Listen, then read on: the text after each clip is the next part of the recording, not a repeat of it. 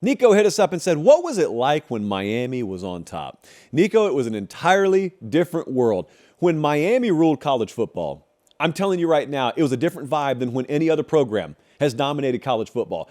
Georgia's dominating right now. Bama has dominated. When Miami dominated, it was with an entire different energy. Folks hated them, not just because they were winning, but because of the attitude they won with. It was so uniquely Miami. Like if you were to cut Miami open, what bled out of Miami would have been those Miami Hurricane teams. And the rest of the country hated it because they hadn't seen it before. There was a way that you were supposed to carry yourself if you were a winning college football team.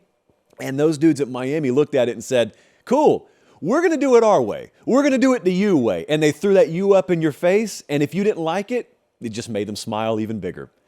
That was what it was like when Miami ruled college football. And also, people legitimately feared them because they didn't mind embarrassing you. Miami did not let their foot off the gas and run the clock out. They wanted to make you regret ever taking the field. Having the audacity to take the field against Miami in that era was enough to get those dudes to run through a brick wall and try and take your head off. They really wanted you to tell your kids 20 years down the road, kids, don't turn on that game tape where Daddy played Miami. I don't want you to see what they did to me.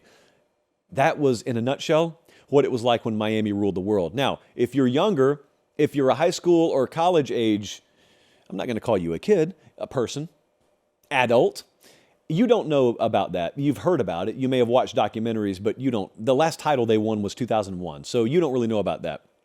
Well, little JP does. Little JP was born to hate Miami because little JP was born in the South, and you may think Miami's in the South. Miami's not in the South. Miami's in Miami. Totally different world.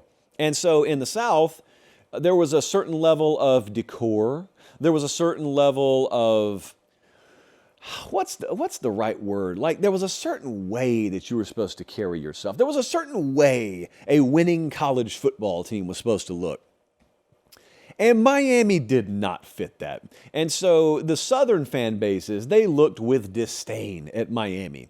And the Midwestern fan bases, even more so, looked at disdain. It was so bad, when they had games against Notre Dame, they had nicknames for the game. It was Catholics versus convicts. They sold T-shirts, and the person that came up with that idea made a mint off of that T-shirt idea. That's just like a different era in college football. I don't know why. This is its own side subject. I don't feel like we do that anymore. I don't feel like there are things that happen in the sport now that just take on these lives of their own that will live 30 years down the road. I feel like there's so much that comes at you now that your mind doesn't have time to process it all. It may just be that the world moves faster because you have access to more information and you're exposed to more things, that no one thing gets heavily baked down into your psyche like it used to. Like I'm convinced, and this gets a little morbid, I'm convinced the JFK assassination, people still talk about it now. I mean, there's still literature on it. There's still specials done on it. If something of that nature were to happen in 2023, 24, 25, it would be massive. But if you fast forwarded 50 years, would we talk about that in 2063 like we talk about the JFK assassination now? I don't know that we would, because I just think when things used to happen, it was the thing that happened. Nowadays, now we draw it back to much less consequential things like college football. Nowadays, when things happen, it happens and then it seems like 3.5 minutes later, something else happens. And you bring up down the road that thing and people go, oh, I forgot about that. So if Miami were to ascend back to what they once were, I don't know if it would get treated the same way. I don't know. It would definitely take on that tenor. But my point to you was going to be, if you're younger and you look at older sports writers, when they talk about Miami and they talk about them in a certain way, it's because they experienced it. Like they would go down there in that Orange Bowl, which I miss greatly because I never got to go to a game there.